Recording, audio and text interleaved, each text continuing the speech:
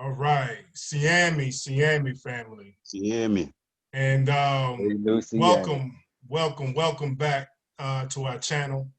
And the topic of the day is we wanna discuss a topic that has that's basically everybody you know goes through some level or another in their life, and I want to particularly talk about how it affects us, Isolele, Mhm. in particularly, you know what I mean? And so with me today, I had some distinguished um, gentlemen here who I admire and respect. And I have with me today Manzambi Zola and his son Nadi from Cincinnati, Ohio, and my brother Dawidi Benacongo from Charleston, South Carolina, joining me today. And so, now, Zombie brother, would you lead us in word of prayer Yes, before we sir. begin? Thank you. Yes, sir. Hallelujah. Tata and Zombie, in the mighty name of Yesaya Congo, Kuswa Congo, we come before you, Tata. We say Matando Masaka for this opportunity to come together with brethren of like mind, to come together before you in your presence, Tata. We ask that you would be in the midst of us also. You said where two or three are gathered in my name, there I am in the midst also. Tata, we ask that you would speak through us, that you would speak to us, and that you would speak to every ear that hear this message, Tata. That you will open up understanding unto us. And through everything that we discuss on this today, Tata, we ask that you would give us solution, that Yeah. you would give us the answer, Tata, that we could submit to your will, that you would be pleased with us, Tata, that we can walk in the fullness of holiness, of Yes. righteousness, and Yes. walk upright before you. Yes. Yes. Tata, again, Matondo Masaka, Tata, have your way, have your holy and Yeah. mighty way. Again, we ask in the name of our King, our Mfumu, Yesaya Kongo, Yes. Ngeta, And and get to. Ngeta. And get to. Okay. So I'll start. Uh, we're talking about lust, and like I said, that's something that we all, pretty much everybody, one point or another, go through, may have battled with in their lives, and but it's something that don't really get talked about a lot. I know, personally speaking, for the church I was involved with, never dealt with it. Pastor never preached on it, and at the time when I was active in the church, I was it was something that was plaguing me, and but yet going to church faithfully every Sunday. Not only that, really being a part of the leadership of the church, being a church leader, um, very close to the pastor, and traveled with the pastor, and that sort of thing, and interacted with other men of God and other leadership from other churches and other pastors. Mhm. I but I always had this thing that always I battled with. You know what I mean? So never Mhm. really, never really felt like that I can really, um, go to the pastor to talk to him about it. And so something that I just dealt with, just really battled with on internally. But I found an interesting um, article, and I wanna read you guys the headline and some of the points that they said. Is from uh, mdedge.com, And the article headline reads, pornography viewing on the rise among U.S. Blacks. And so they go on to say, Black Americans in general were more likely to view pornography than whites. And they were increasing in their pornography viewership at a higher rate than whites, according to the recent study. And then it goes on to say that Black men were more likely to consume pornography than all other race, gender combinations, but differ only from white women in their increasing rate of pornography viewership. And then the last thing I want to mention in this article that says, by contrast, regardless of attendance frequency, Black men and women showed increasing rates of pornography use, while white women showed flat rates. So now here's where I am with studies and statistics. I'm kind of, I'm always kind of leery when I come across any statistic or any study, because I know depends on who does the studying and who agenda that they're trying to push and putting out false propaganda and that sort of thing, man. And so I'm always aware, always really kind of like second guessing, is this a study or a statistic and I can really, believe, you know what I mean? If they're just trying to just put that out there just to just make us, like they do everything else, make us look like we just deviants and just sex crazed and that's how they used to do. That's like old Hollywood, man. Old Hollywood used to play that trick, back in them black and white movies when had the brother will always look sex crazed, or either he was like a step and fetch it type of cat, or he was some sex crazed looking to, rape white women or something.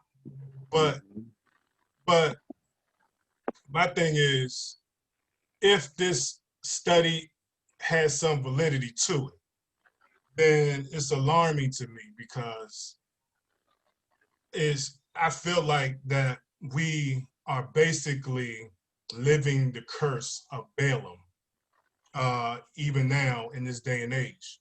And Balaam was basically hired by the king of the Moabites, the king of the Moabites told Balaam to curse Isolele. And basically Balaam was like, I can't curse them, but here's how you can get them to curse themselves. Yes. And so he told the king of the Moabites to send Moabite women into the camps, into Isolele camp. And then the men, Isolele men, would, start lusting and getting involved, all this lasciviousness and all of that sort of thing, fornication with the Moabite women. And that is what for a time got, they lost favor with the Most High, right? And so I feel like that's what's going on now. It's just playing over again in us again. We just got the curse of Balaam, where this country in particular puts out all of this sex and constantly bombarding us with sex. And now where, you can't even watch TV anymore. Right. A simple commercial. Well, I don't watch TV anyway, but and the little TV I do watch is all commercial free. But I knew even then that commercials, they would use sex to sell a product. You know what I mean?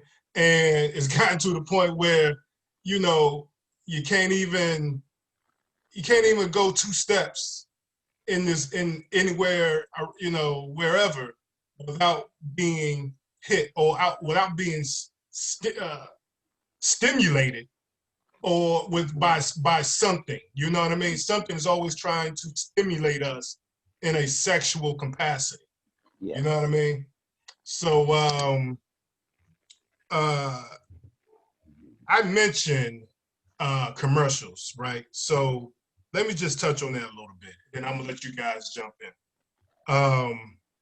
How, you know, as I said, advertisers using sex to sell products, and so I did some quick Google searches just to look up companies that uses sex in their commercials, and you got everyday products like okay, Axe body spray. You if you remember those commercials, Yeah. Skechers with when they hired Kim Kardashian. Car there's a burger chain called Cars Junior. I think that's in Ohio, right? You guys got that right? You know? No. No, we don't have it. We don't got it either. I know they're more like in the South. Dawidi, y'all got that down where you at? Yeah. Yeah. Cars Junior, yeah. Connected with Hardy's, I think. Yeah, Exactly, that exactly. it's Hardee's. Yeah, Yeah. that's the Yeah. other chain to it. Yeah. Yeah. And I think I remember one of those commercials, man. They had a woman in a bikini, Yeah. blonde chick, eating the burger. And I'm like, well, you know, what does that got to do with I know. selling a burger? You know what I mean? Yeah. It make you feel sexy. Yeah. Yeah. Right. I'm sorry. Dentine ice gum. They're guilty of it. Mhm. Perrier water. Designers, you got all the designers. Like Levi Strauss, even down to like selling jeans. Nissan. I was surprised to see that. I never personally caught a Nissan commercial, but I do know how those car magazines. Yeah. I know how they flow. And every on the cover of all those car Yeah. magazines, you always got some blonde, some whatever. You know what I mean? Chick Yeah. on there, bikini, high heels, With and the all that. Daisy Dukes on. Yeah, exactly. Bike magazines and stuff like Yeah. that. Yes. And Old Spice. But yeah, so it's all around us, right? It's all in the commercials, it's all in the billboards, it's everywhere. Just going to the supermarket, seeing whatever's something that catches the eye, and it's like you know what I'm saying? Yeah. So I wanna open it up to you guys, man, because as men, how do we navigate this world with all of this stimulation going on around us? How do we navigate this? Mm. You want everybody speak at once? Nah. I wanna if I may, Yeah. Yes, um sir. that first article you touched on about the pornography watching Yeah. and is it legit? I'll say this, I have my job and my background is in exercise science. Can y'all hear me good? Yeah. We hear you Yes. good, man. Yes. So we study hormones and these things. Mm. So, and we know, our body chemistry, the Most High gave it to us. It says on average that the African American male has anywhere from 15 to 25% more testosterone than the next group, which is the white male. Mm. That's on average. That don't mean everybody's just on average. And we know that has a lot to do with what makes you a man Yeah. and controls your libido and other functions. Yeah. Mhm. So we'll stick with the libido. So you got to think about it. Now, there probably is some legitimacy to that article. Mm-hmm. Because if you have higher testosterone levels, your drive and libido, these things gonna be higher than others around you. That don't mean they don't have high ones too, but yours is even higher. And I guess you could say it's a blessing and a curse. Mhm. And we know that hormones and body chemistry and this and that affects moods. Yeah. Um, and we can also say we can say kind of like mood. That's emotions. Yeah. That's starting to deal with your spirituality a little. It's starting to tap Yeah. into that area. Mhm. So, and we know that we are more spiritual. Yeah. Yes. So, I think it may be some legitimacy to that article. And be honest with you, I don't even want to. I ain't talking about them right like that. I'm just dealing with us. Like,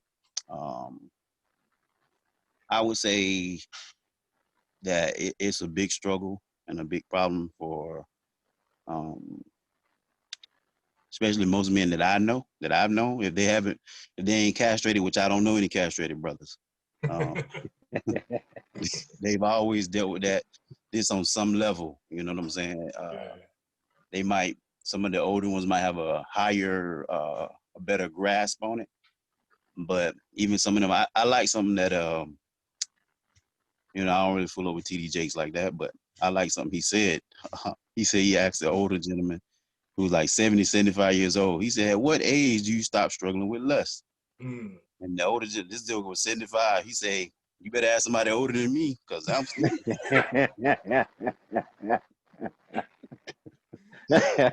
So the thing is, remember when the Most I spoke to Adama, Yeah. that be fruitful and multiply. Mhm. So that is connected to the desire to want to. Yeah. Yes. And the thing that we got to do is keep it under control, you know what I'm saying, to Mhm. regulate it. But there's nothing wrong with having the desire to want to, you know what I'm saying? But, it should be within the confines of the marriage. Right. You know what I'm saying? Yeah. Confines of the marriage. But there's some legitimacy to it. I feel like, we know that Adam came, we look just like Adam. Mm-hmm. So we Mhm. spoke to Adam, it went down in the Adam DNA and it's passed down to us. So Yeah. we're gonna want to. It ain't nothing wrong with wanting to. Nothing wrong with wanting to. Let's clear Mhm. that up. It's Yeah. nothing Ain't nothing wrong with Yeah. wanting. But I just say that a little bit, and now I'll let somebody else speak. All right. But there's some legitimacy to that, man. That we probably have a higher desire. So That's really, really interesting what you said, Nabi, because when he read that article, um, now me looking at um, them talk about the COVID and saying that we are dying more from it. I was looking at it from that standpoint, and I was going to say, I guess we're leading in everything, you Yeah. know, Yeah. Exactly. you know. Um, but I do have to agree with you with what you said, because the first thing also that went through my mind was uh, that scripture you said when he told Adama, be fruitful and multiply. And then when he told Abana, your seed, will be as numerous as the sand, right? Mm-hmm.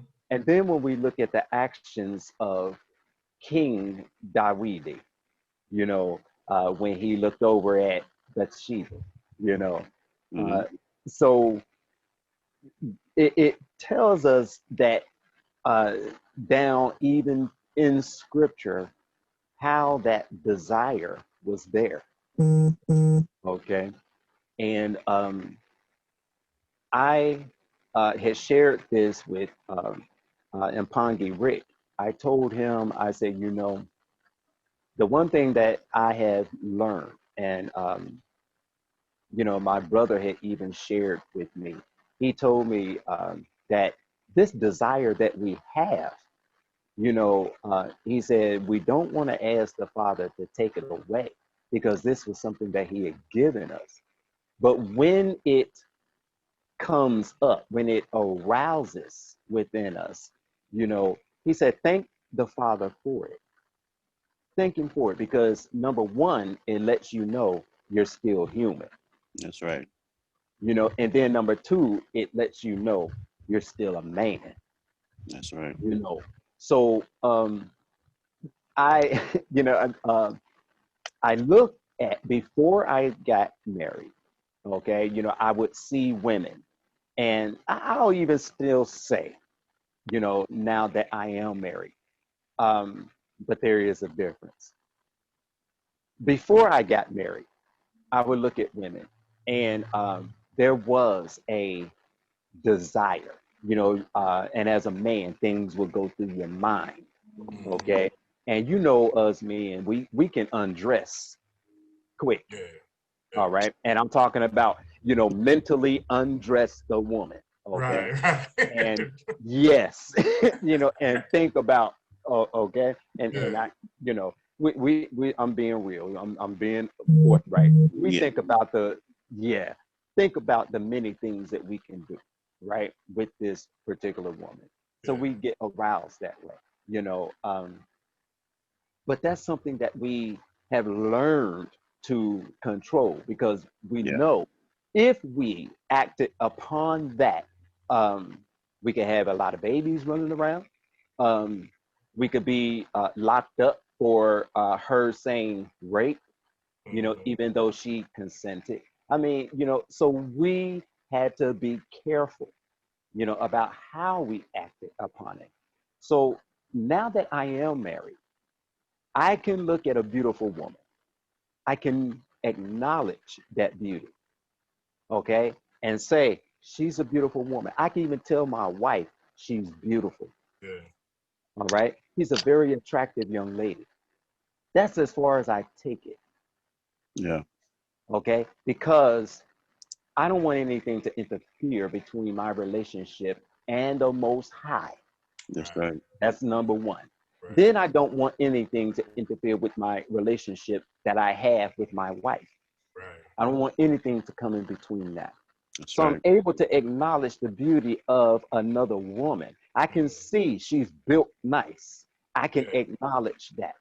Yeah. And at the same time, I can say, Father, I thank you for her beauty, and I thank you for me being a man because it lets me know I'm still attracted, okay? Yeah. I'm still attracted to the opposite sex. I thank you for that. Yeah. Most of all, I thank you for my wife. And my wife is a representation of your love that you have given me, Mm. That's right. So yeah, that lust thing is something. If we don't control it, it will ruin us. Yeah. Mm-hmm. hmm Yeah. I mean, So yeah, go ahead, bro. Go ahead, Nada.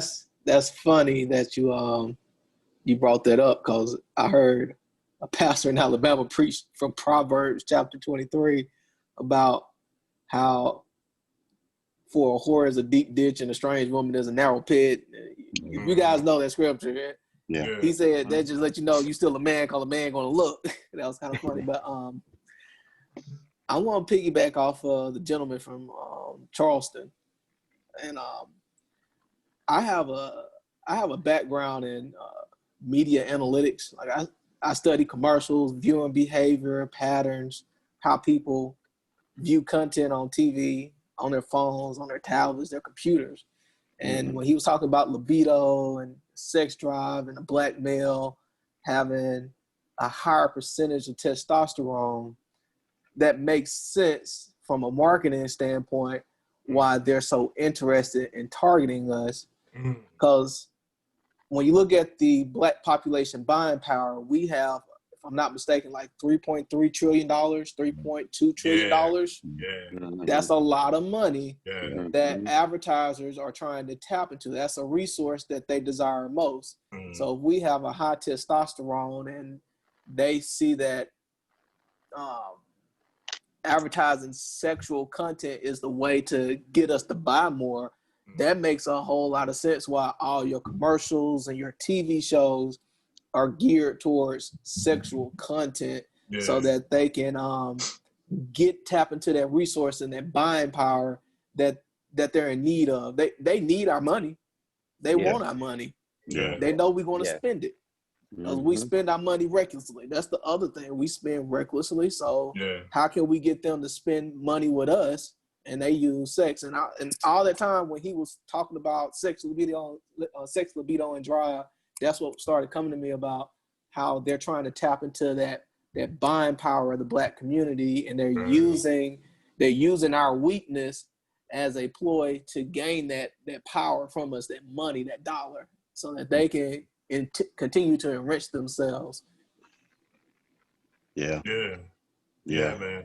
And Well, the power of your subconscious. You know what I'm saying? Yes. They use the sex, even though the commercial about a burger, that subliminal subconscious mind, even though you looking at it, you like, you ain't thinking about that, but it already did something to you. I would say you want to go buy a burger, and then your mind start to thinking about other stuff, and it's subliminal. You know what I'm saying? So it's very, it's smart, and it also, as far as marketing, and we know who runs this system. He is very wise. God said he was, perfect in beauty. His wisdom was above that of Daniel's, and going on. This is the Most High talking about him. And we talking about our enemy, Hasatan. So at the same time, he's taking the money, but he's also keeping you in sin. He's trying to keep you in sin. You know what I'm saying? So, yeah. Go ahead, bro. Because, like you said, Dawidi, they're very wise and cunning. So they know by keeping us in sin, then we won't be able to cry out to the Most High when we need him. You know what I mean? It's that it all goes back to that curse of Balaam. Oh, yeah. You know what I mean? Get them to curse themselves. Yes. And if you get them to curse themselves, let's put the liquor stores in their neighborhoods. Let's put the drugs in their neighborhoods. Let's put the guns in their neighborhood. And if we keep them, if we keep them tied up in these vices, then they won't have the mind to even cry out to the Most High or get themselves right. So our prayer can even be answered by the Most High. You know what I mean? Yeah. And so let me ask you guys a question, man. So why men are willing to risk it all, their marriage, their kids, for a little bit of pleasure? Well, go ahead. I figured I'll take this one since you started,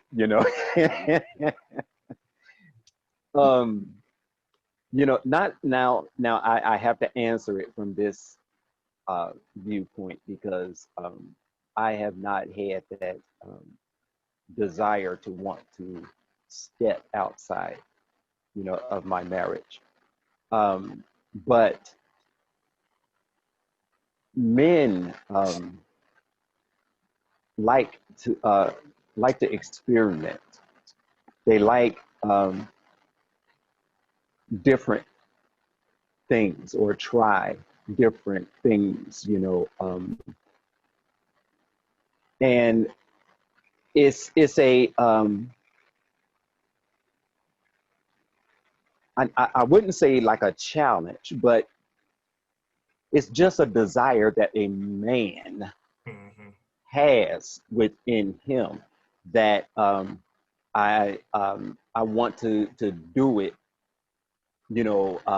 as much and as often and with as many, as I can. I had a conversation with a brother of the way, okay, an awakened brother, and he was talking to me about some Hebrew Israelites who said that they can't wait, to be able to have concubines, And he asked me, he said, what is your thought, about this?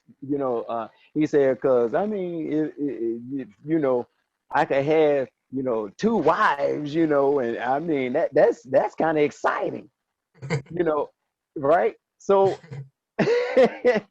I laughed and I told him, I said, think about this. I said, just ask yourself this question.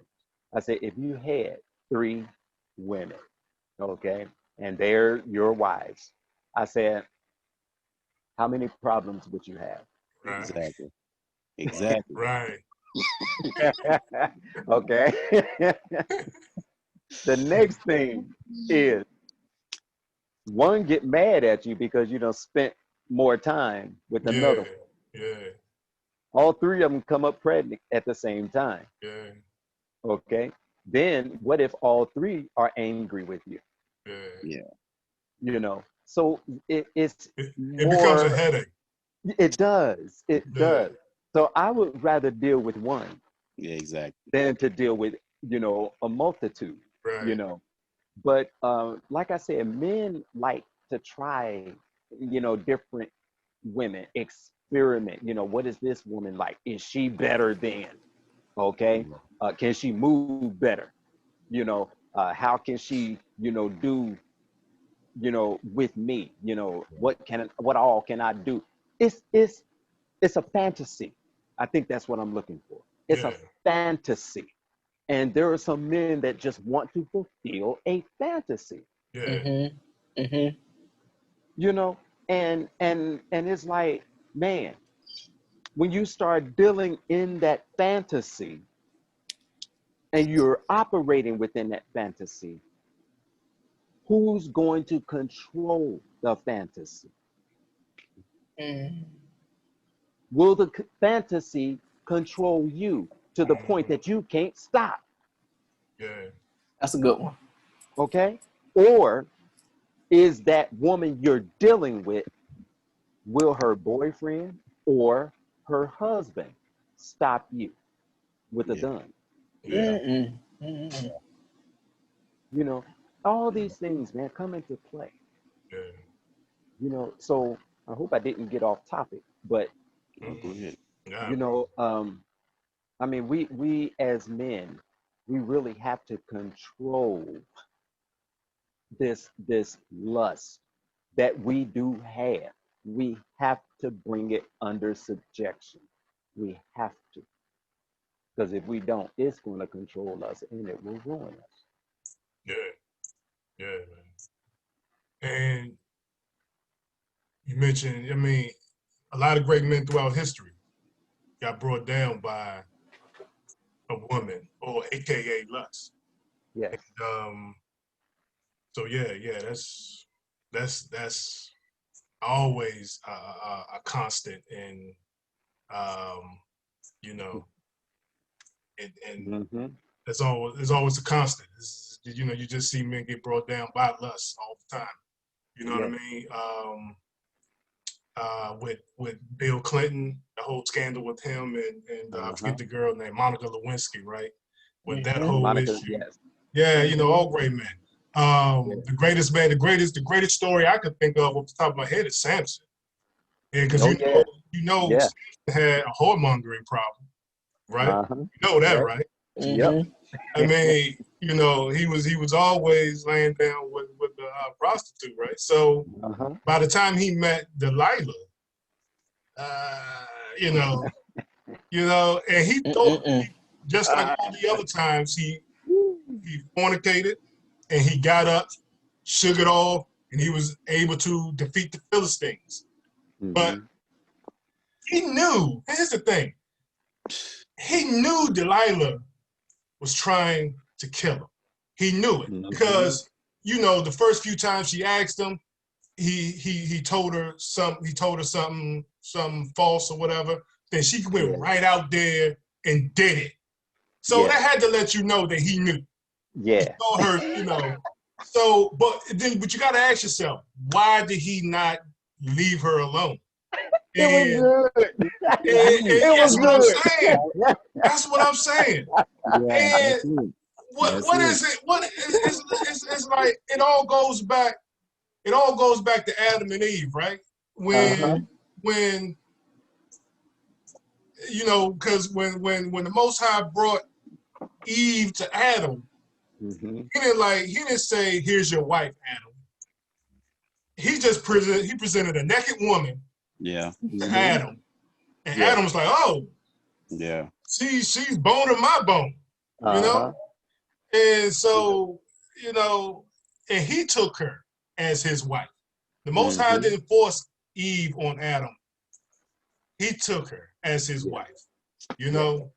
And so, you know, back to Samson though, man, you know, he knew Delilah was trying to kill him, but yet he did not, whatever was that thing, that lust had a grip on him so hard that he thought he could just shake it off like he always did. Yeah. And, you know, defeat the Philistines. But then he didn't know that the Moinda Semi departed him. Yeah. He didn't know it departed him. And so when he tried to shake it off that one final time, he couldn't do it because the Moinda Semi had left. And so just that fast, Satani can have his grip on you and you not even know it. Yes. You not even know it. You know, I used to say that Shatani is working on our Delilah. That's good. And, you know, we really have to be on alert, because if you cannot, again, and this keeps coming up, if you cannot control that lust, Delilah is going to wear you down. Yeah. You know, You can go ahead. I had this conversation with a friend of mine a while ago. So I want to speak on my generation. A lot of cartoons are perverse. You can watch cartoons as a child and don't even realize the sexual nature of the character. They're doing sexual things, and as DeWeedy was saying, it's subliminal. To a child, you wouldn't even recognize it. But you're learning by watching. Yeah. So when you observe something, you eventually start to pick up those characteristics. So I feel as though my generation, we picked up on a lot of perverse, sexual, lustful characteristics because of the content that was given to us during that era, like the cartoons, music, because music was a big influence. Watching those music videos on MTV, VH1, BET, all those music channels, and you can watch those videos because they had those music videos all the time, and you'll watch those videos and you will see the fantasy that they created, half naked women and men fully dressed, and women doing all these sexual things to the men, and the lyrics were very explicit. So a lot of those characteristics, I could say for my generation, can be attributed to the content that we were watching, from cartoons to the music videos, and it actually manifested itself into our adult lives and causes more havoc on us, and want us to chase and pursue every woman, and want us to continuously be sexual because of what we viewed and the nature of the content that we was watching all the time. So I think that is a big indicator of for my generation and what's going on, because when I was in college, me and my friends, a song I want to have with every girl in the world, and that was like a big thing, a challenge to just try and get with any and every woman. It just didn't matter, just how can I get my count? How many women can I say that I have on my belt? How high is my number so that I can go boast and brag about me having all these women, but at the end, you don't have nothing to show for it because You're not married. You probably have an illegitimate child. But I Mhm. actually blame it on the content that we watched growing up. Yeah. Yeah, bro. Man, you Yeah. said a mouthful too, Yeah. because music has a big Yeah. influence. Yes, it Oh yeah. does. Oh Yes, yeah. it does. Yes, it I, does, man. I often refer to lust as, you know how in Revelation it say that the beast was let out of that bottomless pit. Yeah. Yeah, That's yeah, what lust is. It's a bottomless pit. it Yeah. sure is. That's But good. you can't fulfill it. You cannot. So that's why I take the one and semi to help you regulate. But Yeah. when I was before I gave my life to the Messiah, I was like my bro Natty say. I think it's Natty, right? I'm saying it right? Natty? All right. Um, trying to do, get your count up, with your boys talking, trying to boast about it and this and that. And it was like you couldn't, no matter what you did, you couldn't fulfill that. You couldn't. It's like a bottomless pit. Yeah. And what I would tell my, once I, gave my life to the Messiah, and me and brothers would talk about this. I would tell them always. I said, man, I said, when you start struggling with it, what you do, you pray for one of your brothers. Think about one of your brothers, pray for him, and y'all pray for one another. That's Yeah. what we always keeping that Mhm. prayer going. When it comes up, don't just pray for yourself, pray for one of your brothers too. Yeah. Yeah. And that way we always covering each other, man, because for me, I remember, you know, like sometimes like the battle would be so now I'm talking about after I done came into church, Yeah. one done semi done came in, because even though the Mhm. and you can still do what you want to do. Yeah. Mhm. Bay, when he's speaking to you. Um, Yes.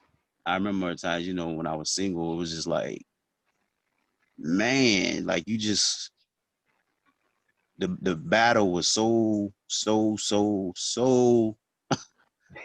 many souls you want to put that was so hard. And it was Yeah. like nothing I could do could feel that. Yeah. You know what I'm saying? So and the battle was so heavy that I had to, reach out for help, from Mhm. tours, pastor friends, Yeah. and just speak to them about it, because one thing one of them taught me is that for a seed to grow, it has to be in darkness. Mm. So you put it in the ground.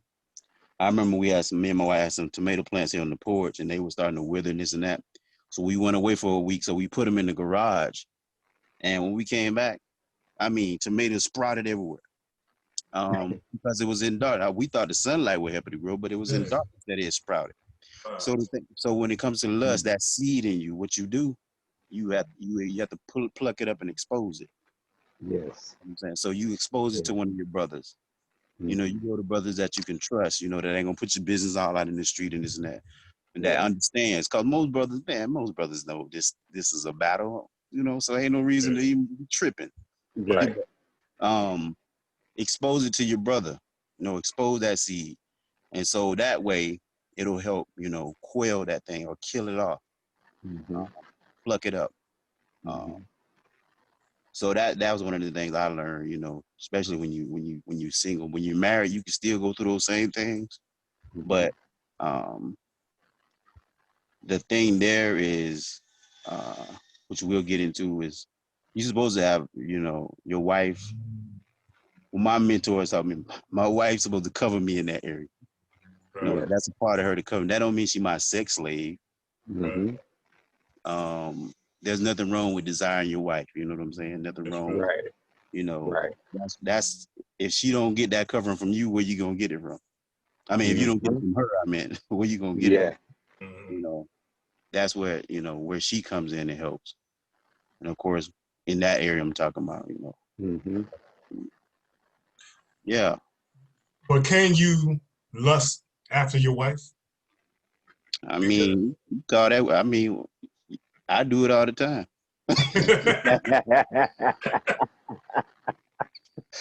Call it, yeah. I'm with you, bro. You call that what you Look, want. if No, you I don't call lust Yeah. that after, what you want. Huh? if you ain't lusting after your wife, who you lusting after I then? know. Now, That's what now. I want to know. That's the question. Yeah, yeah, No, yeah. Yeah, Because I look because at my wife and I go, "Woo, baby, exactly. girl, yeah, look Exactly. on Hey, him." hey, Yeah, you do know the child is on the phone. I know, right? I was gonna say child. look, and that child grown too, so and married. Yeah. Yeah.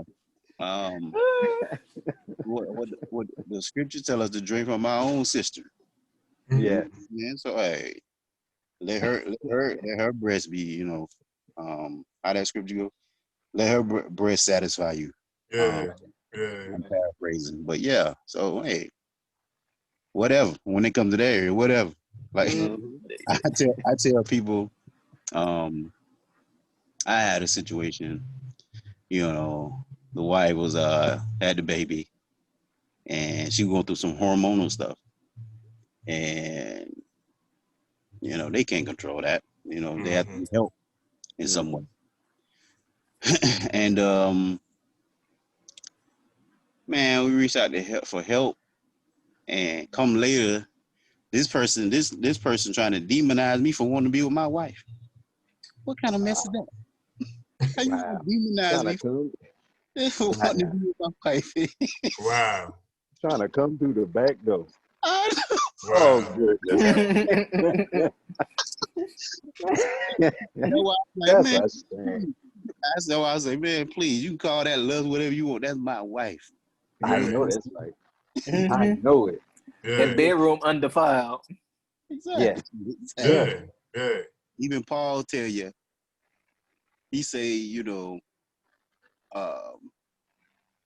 um, basically you take time off of fasting and prayer, but Exactly.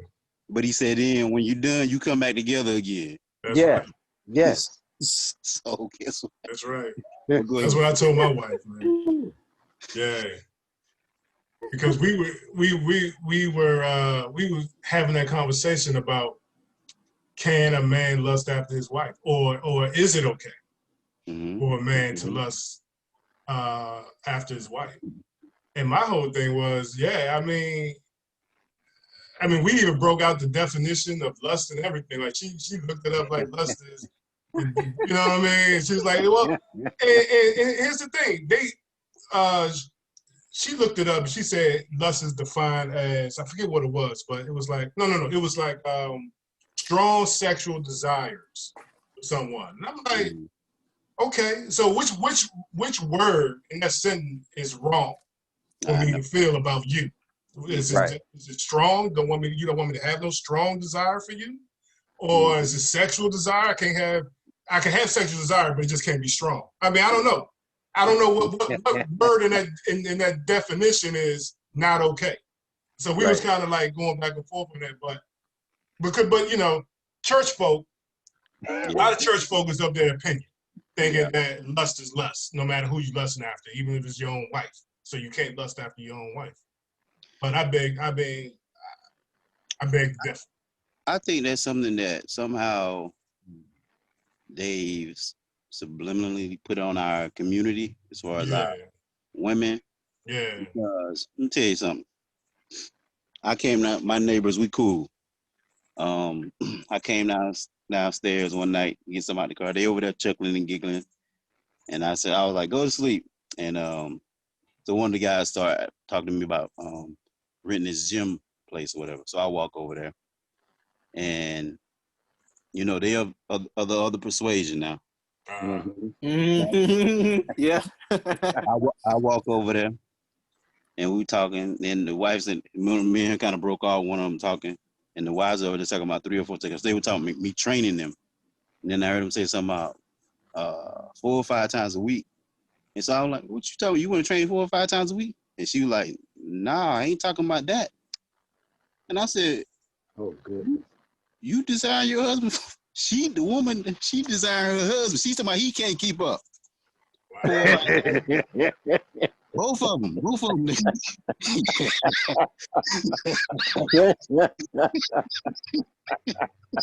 Oh goodness. And we the ones with the problem, huh?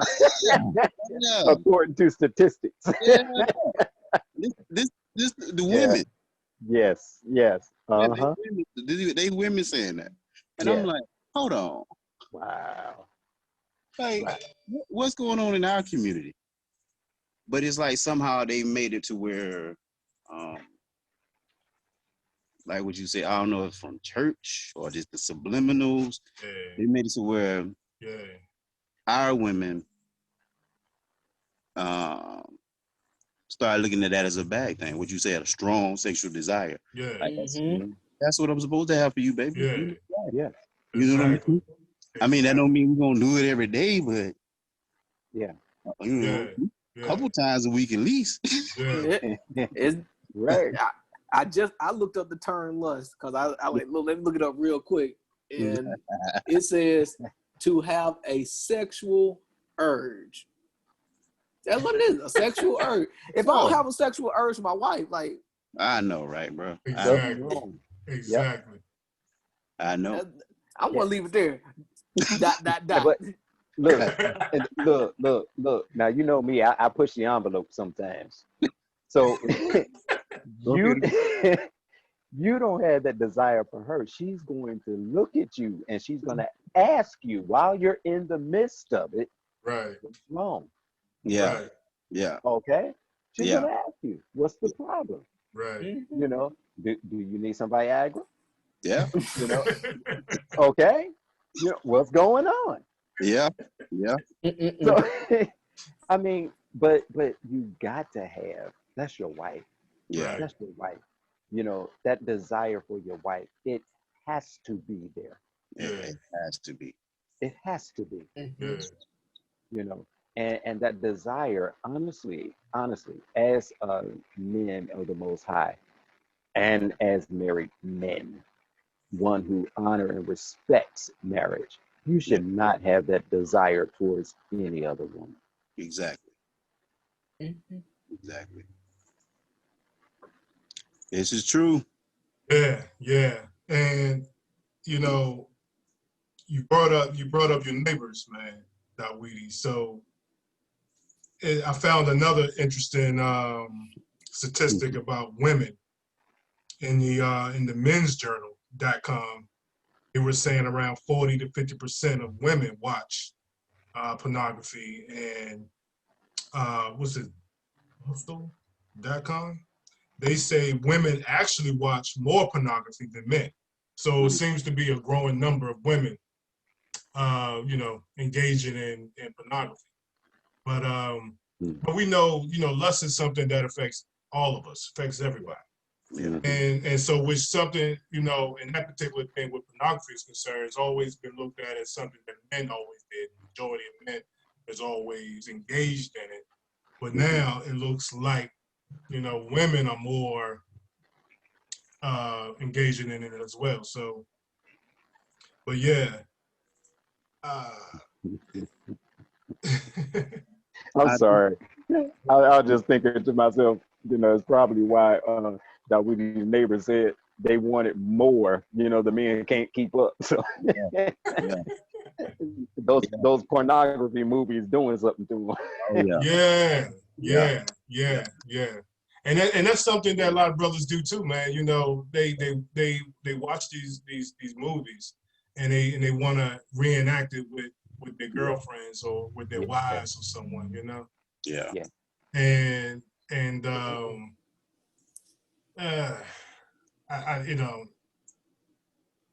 what's your take on that? Well, pornography is acting. I mean, it's a lot of acting in there,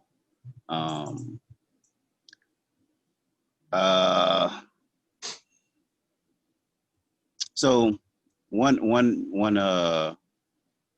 brother I know who knew some people. I put it like that. He said, what you see on the film is not what really goes on. He's like, they be taking breaks and everything. Like just like a movie set. It's just like a movie set. Yeah. he said, you know, they film a scene, they take break, they film a scene, take, but and a lot of the, you know, the men, we like this exciting, exhilarating Yeah. sex or whatever, but a lot of times, you know, that's acting too. Yeah. You know what I'm saying? It's a lot because they got to sell the product. I mean, Yeah. what if they was just laying there being quiet and this and that? I mean, Yeah. Yeah. but they tap into that desire, that want for this excitement, Yeah.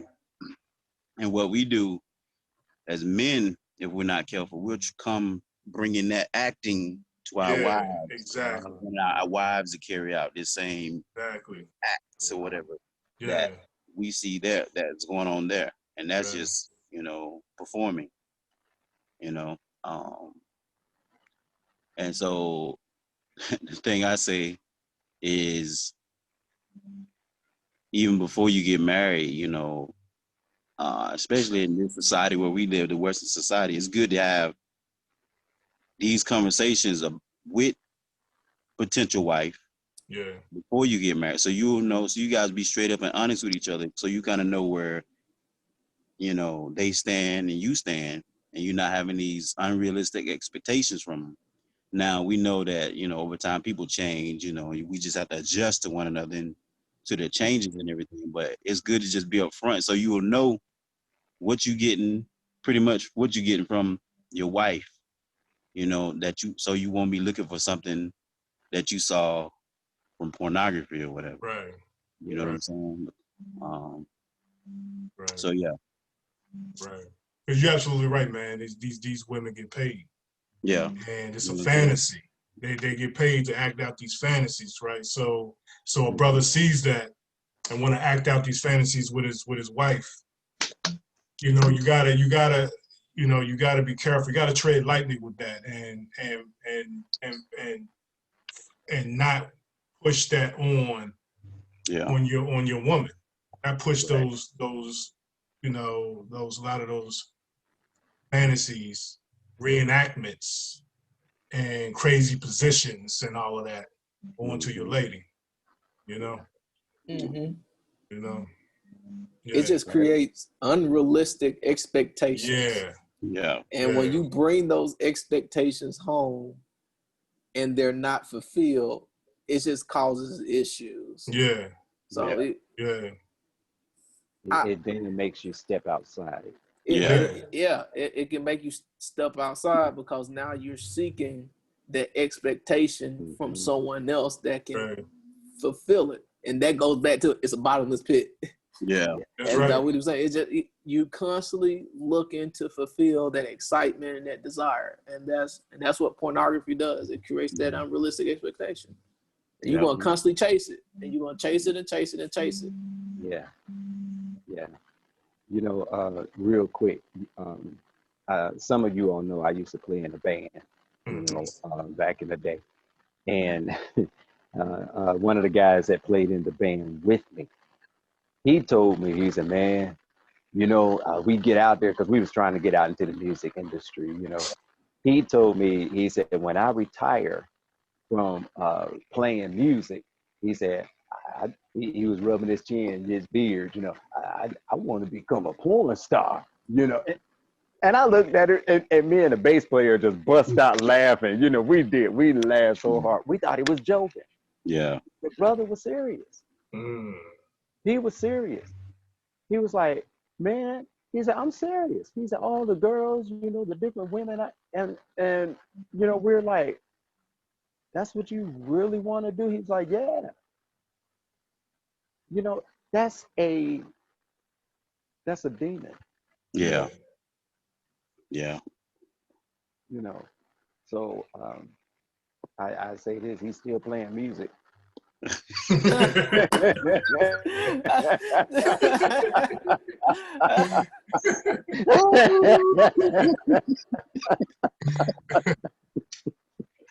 Yeah, but you're right. You're right. It is a demon. yeah, It is a demon. Yeah. And you know, I was saying to you guys earlier, man, that it's a lust is a spirit. Mhm. And you know, once you get that spirit of lust on you, unless you know it's a demonic, unclean spirit that's controlling your flesh, you're not going to know how to deal with it. Yeah. And Brother Mazamba, you said something to me when you were saying earlier in the previous conversation. You were saying how you have to starve it, and that's like you have two dogs, and one dog is your spirit man, and the other dog is your flesh. And depending on who you feed more, The strongest. that's the dog that's going to be the strongest. Exactly. So what happens is a lot of us are walking around feeding our flesh more than we feed our spirit man. Yeah. And so a lot of our spirit men are like this little weak dog that doesn't get fed, and we all know how pitiful and something looks when it doesn't eat enough. It gets skinny and anorexic looking, and it gets weak. And so it can't fight off those temptations. If your spirit man is weak, you can't fight off those temptations because your flesh is your enemy. Yes. You know what I'm saying? Really, your flesh, this flesh suit that houses our spirit that we live in, that gives us our five senses. You know what I mean? To connect with the world around us, sight, hearing, smell, taste, feel. It connects us with the world around us, right? And when you constantly give in to your fleshly desires, you are going to you're not in control. You think you're in control, but you're not in control of yourself because you're always seeking those sinful pleasures. But that's all the flesh wants. The flesh just wants what it wants, and it doesn't care about the word of God at all. That's right. It just wants what it feels good, what tastes good, what sounds good. Yeah. You know what I mean? What smells good. That's what the flesh wants. And so we have to, as men, once we know what we're dealing with, and we're dealing with a spirit behind it, then you'll know how to rebuke it. Yes. And it's just and with me, like scriptures say, right? The devil will flee. The devil will flee. Resist You the devil, resist the and he'll devil, flee and from he shall you. submit. Submit unto God and resist the devil, and he shall flee. So first, you got to learn to submit. That's right. If you can't submit, if you can't submit spiritually to the Most High, it's over with. That's Your right. flesh is going to win every time. And guess who is the flesh? The devil, Shaitani. That's who the flesh is. You fighting that all the time. So that's why that script. A lot of people forget to mention that part. That comes first for a reason. Submit. Yeah. That comes first.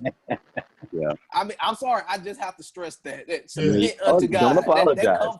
That come first. That's you right. submit, then you will understand how to battle the flesh, battle against those unclean spirits, battle against those things that have control under you, battle those things that have you oppressed, call them out, and then you can actually win against those things once you submit and understand the true spiritual nature of man. That's right. All right, come on now. That's right. That's right. There you go. Tell the truth. Tell it like it is. Yes, sir. That's right. Put it out there. It's hard for us to submit. It is hard. I hear that scripture so much in church, but they skip that part right there. They said, resist the devil, he shall flee. So how do I resist? You just told me resist. Submit. Exactly. Now I know how to resist because now you gave me the other key part, the intricate part. There you go, bro. Submit unto God. Yeah. And I think that's one of the, that's the reason that even those four brothers on here talking is because we desire to submit unto the Most High, and I believe the submission is constantly.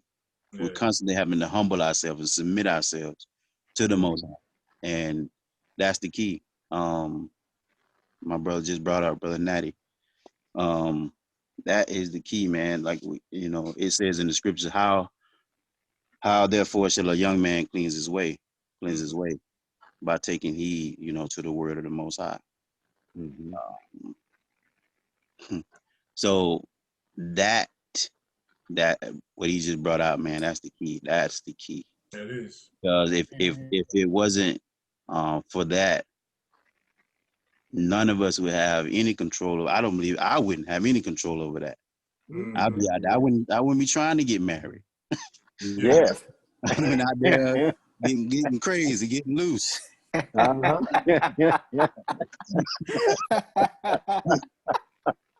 Yes, sir. Yeah. You be preaching, but not about the Most High, huh? That's right. That's right. Yeah, man. But I think a lot of our brothers, man, just got to be real, be honest about it. That's right. Even the brothers that watch this, man, find you a brother you can trust. Yeah. To pray with you, pray for y'all, pray for one another. Yeah. Because it's real. And remember, Jay Tiny, when he tempted the Messiah, it said he departed for a season. Yeah. Uh-huh. So that means this thing, even with us, it comes and goes. It'll come. Yeah. It depends on, like they said, birds can fly over your head. They can come. You can't stop them from flying over your head. Yeah. Mm-hmm. Stop them from making a nest there. Right. So you can stop them from building a nest on your head. Yeah. So with this Mm-hmm. lust thing, you stop it from building. Those spirits are gonna come. Just don't let it build a nest. Exactly. Oh, I like that, man. Exactly. That's beautiful. Exactly. I like that. Don't let it take root. That's right. Yes. Don't let it build a nest. Because you can't stop it from going. It's coming. It's gonna come. Yes, Just it is. you got to stop it from to, like you said, taking root, building that nest. So Yeah. And Natty, my son, he gave a part of that solution, yeah, and that solution is submitting. All right. But the other part too is having a mind to submit. All yes, right. Because all of this, even the lust, it starts within the mind. yeah, All right. Everything about a man, it is first conceived in the mind. yeah, Then it goes to the heart. And then from the heart, you act upon it. That's yeah, it. That's it. All right. So when this desire comes, when that lust comes, now you must activate your mind and say, no, I am not going to give in to the lust that is before me. I yeah, rebuke you. You're not going to form within me. So Yeah. now, as you are developing and saying this within your mind, it is going into your heart. Yeah. All right. Because now you saying, I am a child of the Most High. And I know that this lust will lead to sin, which leads to death. Yeah. that's right, that's And right, I am not going to die because of lust. That's right. exactly, I'm not going to allow that to happen. That's right. Okay. Matter of fact, I'm not going to die at all. Okay. that's right, Any lust that comes that's right, before me, it's not necessarily sex now. that's Yeah. Come right, on. It that's could right, be drugs. It could be alcohol. It Yeah. could be a car. It could be There you go. clothing. There yeah, Okay. you go. I'm not going to die for lust. I'm Yeah. that's not right, going Right. to Right. die. I'm going to live. that's right, Yeah. So it's a mental thing. You make up your mind. that's And Yeah. when right, you make your mind up, Tata and Zombie, I am here for you. Yeah. Now it's in my heart. Yeah. My desire is to do what you have Yeah. instructed and called for me to do. And that's right. guess what? When you do that, now I'm being submissive to your Yeah. will. There you Yeah. go. Yeah. And because I'm submissive to you, Tata, that lust cannot activate within my life. It Yeah. does not have the power or the authority. Wow. Exactly, Yeah. exactly. Yeah. because we know that lust has consequences. Any sin, Oh yeah. any sin Oh yeah. has consequences. And so when I look at the story of Dawidi and Bathsheba, Mm-hmm. he lost his Wow. first child with Bathsheba because of lust. It Mm-hmm. all started with lust. Yes.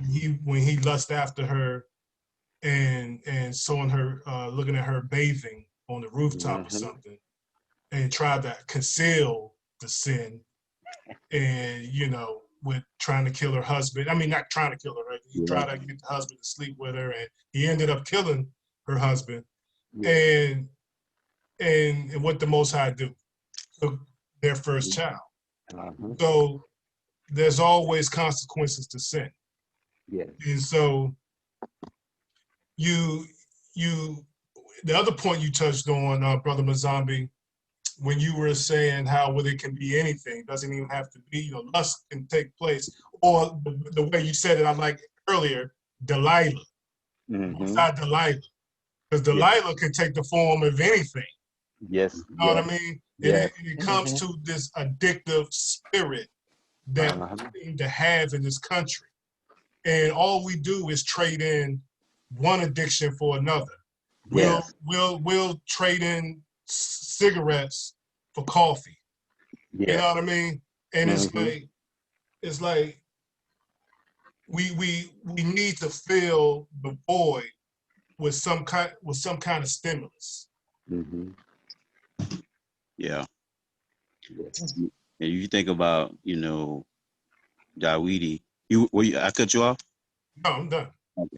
If you think about Dawidi, that lust led to him taking another man's wife, that child being lost. It led to him murdering their brother. Yeah. And it also led to the sword not departing from his house. Yep. Right. Yep. Right. Yep. You know what I'm saying? So Yeah. Oh, that man. simple act brought all that destruction, upon our people. Wow. Um, and if you think about it, when we really think about it, the lust for for sex, for power, all these things, look what it got us 400 years of. Mm. Mm. You know what Right. I'm saying? I know one time when the Most High was using a situation in my life, and from going through, I was like, praying, seeking him. And he said to me, he said, "This is how my people do me." And when he said that, I was like, "Oh man, this is how you feel." And it's him, so it's magnified. Yes. And look at Yeah. all his children. And when you start thinking about, okay, this is how I'm making the Most High feel. I'm hurting the Most High. Right. When Mm-hmm. I'm giving in to lust and these things, I'm hurting him. Think about the greatest hurt or betrayal that you felt. Yes. Mm-hmm. Oh, And man. think about that's what you're doing to the Most High. Wow. Magnified. When you start thinking like that'll make you really think twice before you act on your lust Yeah. or any other sin. Yeah. It'll make you think twice. Because Mm. I don't want to make the Father feel that way. Right. Yeah. So go ahead, bro. While you guys was talking, this came to me. I went to Job, and I spoke on this a long time ago, and the topic was a breach within your quarters. Mm. But we all know the story of Job, how everything was stripped from him. But the thing was, it was a key part. It was when it said the sons of God came to present themselves before the Lord, and Satan came also among them.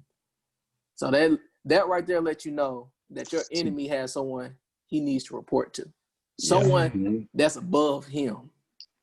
But Job was protected the entire time Yeah. he was being tempted, Yeah. persecuted, tormented, stricken with illness. That entire time, God kept him. That's Yeah. right. But why did God protect him? Mm-hmm. God wanted to know his heart. Yep. The only way God was going to get to know his heart to what was the how those temptations come upon him, how those trials come against him, Yes. to know his true heart, the true heart of man. God wants to know your true heart. So when that lust come upon you, he wants to know your true heart. Will you submit to him? Yes. Will you give your all to him? Will you commit to him? So when we was talking about that, that's what came to me when I looked at the book of Job. God wants to know your heart. Yes. He wants to know your heart. Wow. Hey y'all, I'm gonna log off. I'll be right back. My phone about to die. Okay. I gotta get this charge. It's gonna die on me. I'll be right back though. Okay. All right. I'll be back. All right. So, Excuse me. while brother Dawidi get his phone situation rectified, like I was saying earlier about how this thing has brought down throughout history. This thing has brought down a lot of mighty men and powerful men throughout history, and none more mightier than Solomon, because if you recall, that was Solomon's downfall in the end. Yes. When he married all of these foreign wives, and basically his lust for for these foreign women turned him away from the Most High. Yes. So this is a secret battle. That's how I see it. I see it as a secret battle that every man and woman, has to contend with. And like we were saying, you have to know what it is you're dealing with, then you can properly deal with it. And that's what helped us. And that's what the purpose of this discussion is today, is to help the next man that, or woman that may be battling this and may not even know what they're up against. They're thinking it's their thoughts. You know what I mean? It's like, right. And I try to explain when I minister to people, is that, every thought is not your thought. You know what I mean? And you got to, just like Paul says, we gotta subject every thought under the word of God. And so under the word of the Most High. So once we capture these thoughts, and anything, we know that anything that doesn't line up with the word of the Most High, we know that's something that is not of the Moed Semi. That's something that we need to check immediately before it even takes root in our minds. Because if we let a thought just linger in our mindset, that thought is just going to plant roots. Right. And then another thought comes, or you see something that's stimulating, and it just builds and it grows, and that thing takes root in your mind, and it grows and it grows, and eventually you're going to act on it. Yes. Yeah. There's an old saying that says, an idle mind is the devil's playground. Yeah. Something was said a little earlier. You were talking about how us men, we think that it is us when these lustful desires or whatever come upon us. And it's funny because even I've said it, back in the day. But when you talk to a man about his lust, or desiring a female, the first thing he's gonna say is, look, man, I'm a man. Yeah. That's what he's gonna say. I'm a man. So in other words, I'm supposed to be like this. I'm supposed to desire all these different women.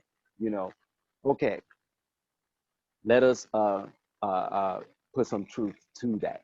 Yeah. Yes, you are supposed to desire a woman. All right.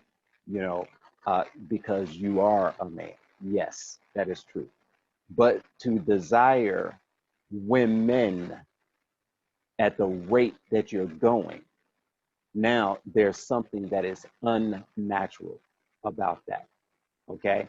It's natural for man to desire a woman. Yeah. But when a man starts desiring women, there's something unnatural. And Yeah. that's that spirit that's behind it.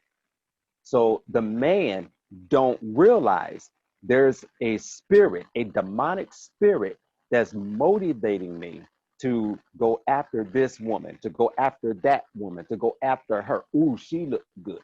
He don't realize that's a demonic spirit that's motivating him to do that. Right. He just thinks, because I'm a man. But when you bring it all into focus and you look at what the Most High says in his word, it is the woman. When a man findeth a wife, okay, he finds a good thing. Yes. All right. It ain't saying go out there and experiment until you find the one that, that you think is better than the former ones. Yeah. Yeah. That's not what he's saying. you know. And then you have people that teach us men. They say, well, you got to go out and date. Some of them will say, sow your seeds. You know, that's wrong.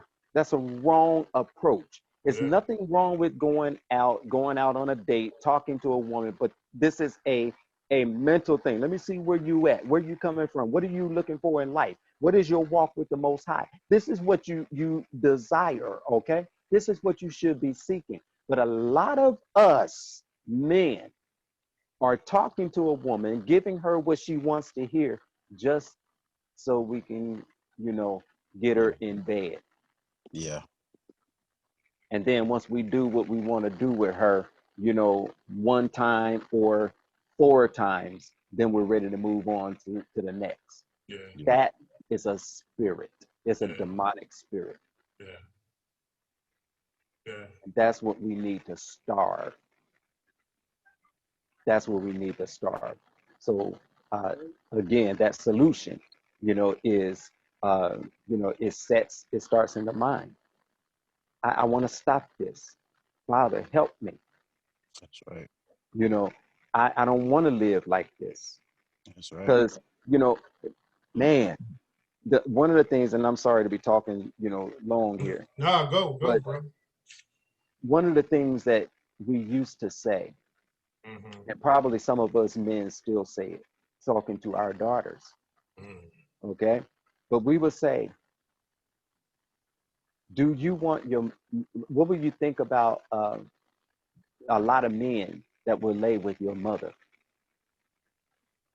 You know, you don't want a lot of men. You couldn't even think about a lot of men laying with your mama. Mm. No father wants his daughter to be laying with a lot of men. That's right. But you have men that's trying to go out to lay with as many women as possible. You know, Yeah. let's flip this thing around. You out here, trying to be with all these different women. What kind of example are you setting? Right. We got to stop this thing. We got to put a hold to it. We got to Right. stop. Yeah. Let's get it together. Let's bring it into let's bring it. Let's rein it in. Is what I'm trying to say. Let's Yeah. rein it in. And get that mindset and say, no, I'm going to starve this demon. I'm going to go before the Most High. I'm going to pray. I'm going to fast and ask Him to help me with this because I want to be a better servant of His. That's right. And this is somebody's ministry. Somebody can go around and talk about the things that they used to do and how the Most High brought them, together so that they can minister to others. That's right. So Yeah, yeah. And Church I don't know. wouldn't. Go Yeah, ahead. I'm sorry. I was just gonna say, church don't hit on this. They don't talk Um, about it. It's taboo. Fortunately enough, I had a couple mentors, I guess, mentors and friends like outside of church who were actually, believers, who I could talk about these things with. So, Hmm. and I thank the Most High for that. And I think, the Most High allowed me to have those people because I needed that, Yeah. you know. And there's others that need the same thing, but it's like you say, the church. I think it's some of that is that self-righteous, self-righteousness. Like I know, I remember some church mothers who used to be out there when they was younger doing their thing. Hmm. And then they see these young sisters and giving them a hard time, like, oh, teach them.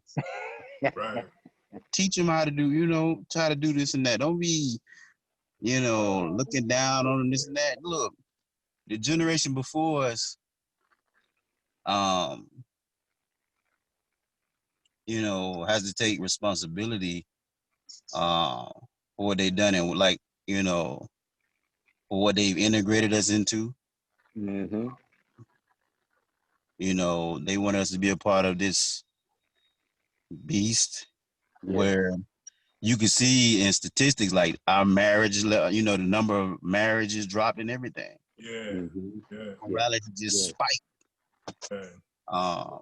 So I say, the elders, sometimes we write out that the younger generation that go get them, go get them because a lot of this is, you know, the elders sowed this seed. Uh-huh. I remember, look, my dad, good brother and everything, but hey, chasing women.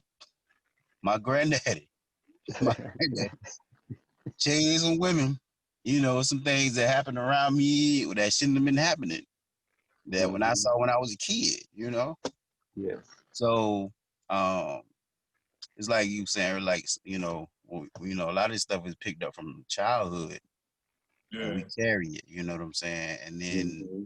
um then when people look at it, they see that the fruit of the seed they planted, and they want to jump on that person when Hmm. that's from the seed you planted. Yeah. You Yeah. planted that Yeah. seed, because we're not an island to ourselves. We kind of selfish in that sense, you Yeah. know. Um, especially in Solele, like you can tell even like when one of us do something, they blame all of us. Right. But I think the Most High allowed it to be that way because He's trying to say y'all one, Uh-huh. y'all are one Yeah. people, y'all are a family, y'all need to take care of one another. Yes. That's why we need our, Yeah. like Yaya Manzambi speaking, the older women like Bantu Mother and different ones that's out there just listening. You Hmm. know, we need y'all to come forward and teach the young folk, Mm-hmm. teach them, Yes. teach them. Because I think I don't know, we think it was just supposed to be automatic or something. I don't know. Yeah. Yeah. Scripture say teach. When you talk about the older women teach the wives how to love their husbands. Yeah. Hmm. If it Yeah. That's wasn't right. needed, he wouldn't say to teach That's them. right. Right. So I say the Right. same thing when it comes to these things. Paul was telling Timothy, I believe, right, to flee youthful lust. Yeah. You know what I'm saying? So he was teaching him. So Yeah. Hmm. so um, and we don't think about too the spiritual aspect of laying with a bunch of people. Right. Right. You creating soul ties. Ooh, man. Yeah. You know what I'm About that. saying? If you About done that. grab hold of something you can't get rid of, About that. go ahead. You about to say something, bro? Yeah. Yeah. But go ahead, finish, man. No. Go ahead. Go ahead. Because the Bible does say iron sharpens iron, and so that's what we as men, that's what uh, we need to do as well with our young men. Oh yeah. Mhm. But truth be told, a lot of us got in trouble in our youth when we were young with a lot of our cousins spending the night. And or you may have the older cousin touch you in some kind of way when you was young. You know what I mean? And so a lot of this spirit gets put upon us, like you said. You hit the nail right on the head when we're kids, and when because I got exposed to pornography at a very young age. I was about 9, I think, maybe around 9, 10. I got exposed to it, and it's like that. Looking back on it now, I know that spirit got on me then at 9 years old, and then just dealing with it on through adolescence, on through high school, and all of that, and so in high school with me, it was about trying to get the next date, you know. And you know, I wasn't no athlete. I didn't play ball or anything like that. My sport was trying to get my next date. You know what I'm saying? That was my sport. You know, and so it you know, a lot of times we get in trouble, man. We have an older cousin or a cousin at some point, man. We spending the night with us, or we stay the night with them, and we get exposed to it. We get exposed to it in that fashion, man. So yeah. So let's wrap it up. Man. Any last words? I say, man, pray for your brothers, man. We pray for one another. Always praying for one another, especially when we praying for brothers. You know, specifically pray for that thing. Cover each other in that. You know, we don't, to be honest with you, we ain't even gotta say nothing to one another. We know that thing gonna come. It come and go. It come and go. It come and go. So we can always pray for our brothers with that. Oh, go ahead. Absolutely. Absolutely. You know, even in these positions that we have, if I can say that, you know, as teachers, as nobbies, you know, being on YouTube, you know, there are some women who, like men, you know, that seem to be in the position of authority. You know, as Nabi said, that we need to keep each other covered in prayer, you know, and pray that we get that strength so that when we see these women that come forth, you know, in that way, we're able to recognize it and we can shut it down. You know, and shut it down in a way that is loving. Okay, and respectful, you know, so that we can let them know we're still here to minister to you. But you need to get that thing under control. Okay, because I'm not the one to be coming at like that. You know, I'm not trying to mess up my relationship with the Most High. I am not trying to destroy that, because there have been too many people who have walked with the Most High, went with somebody, you know, for one night and didn't get up that next morning. That's right. So they died. Okay. So I'm not trying to get into that position. Exactly. You know, so again, you know, it's all a made up mind, and to submit ourselves to the Most High. You know, so let's keep the men of Isolele, you know what? Let's keep Isolele, men and women, lifted up in prayer. You know, that the spirit of lust will diminish amongst us. and we will be the conquerors, the overcomers of that spirit. That's right. Yeah, yeah. Um, uh, Brother Nada, did you want to say anything? Did you want to say anything? Oh no, I'm fine. Thank you. Okay, okay. Uh, you know, when you make a, you got to be very careful because when you make a mistake, like one mistake can really set you back for years. Oh yeah. You know, and so you know, one mistake, and this is with anything. This is with any sin or anything that you know that you really shouldn't be doing. But one mistake can really set your life back for years. And you can ask a lot of brothers in the pen about that. You know what I mean? But when it comes to lust in particularly though, yeah, one mistake.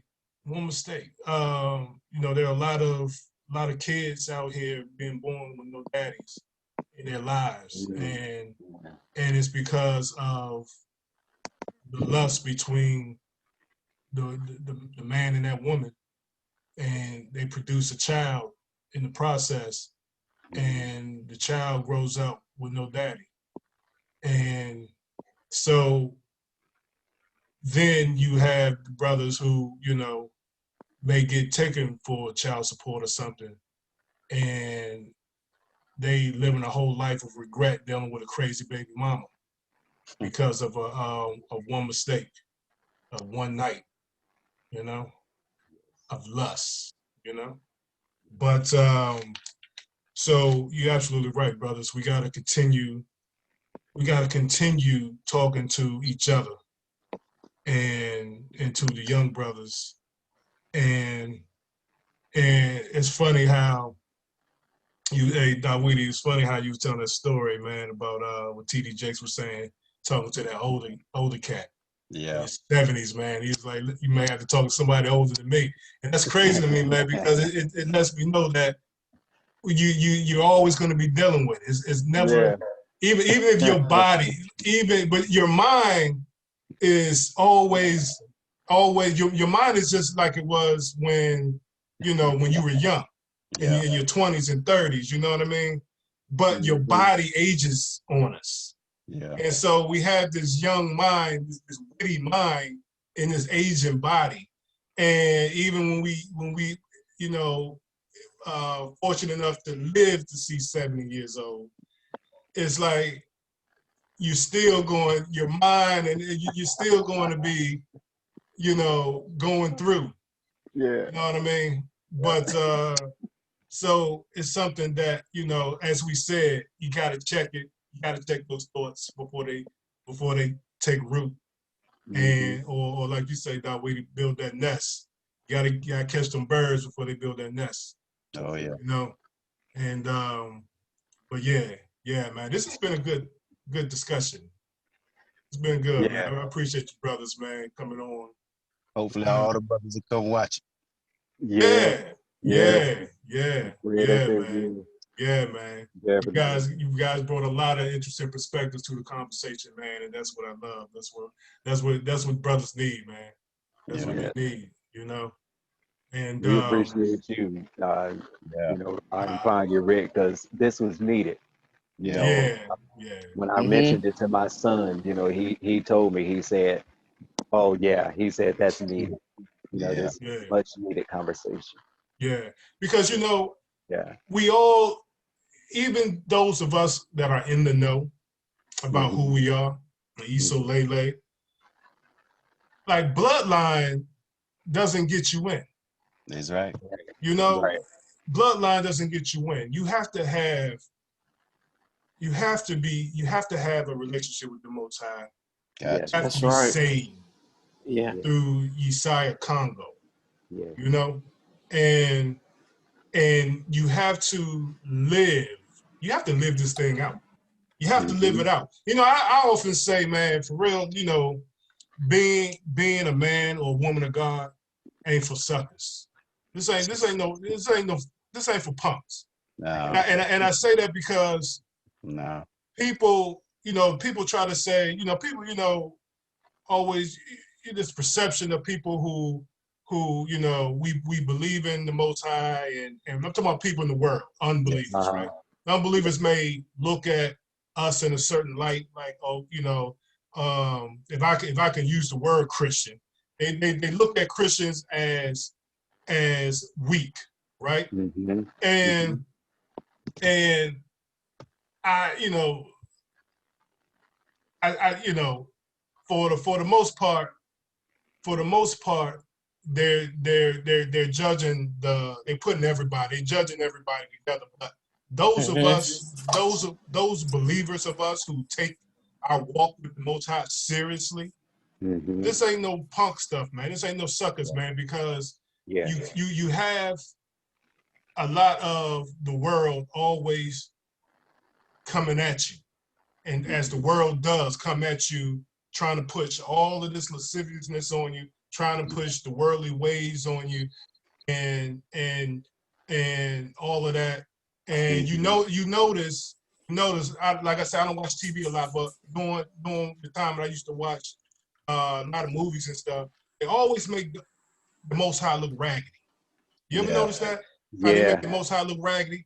It's it's like Shaitani's power is always more powerful than the Most High, and all of that. So you always, as a believer, you're always getting jabbed. In other words, they always talking about Nazambi. They always talking about it. They always spitting jabs against them. You know what I mean? Yes. And walking this thing, man, ain't it ain't for the weak. And simply because you have to have the courage of your conviction.